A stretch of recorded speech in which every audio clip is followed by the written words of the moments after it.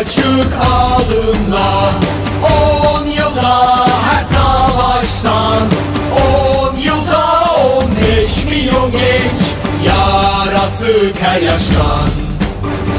Başta bütün dünyanın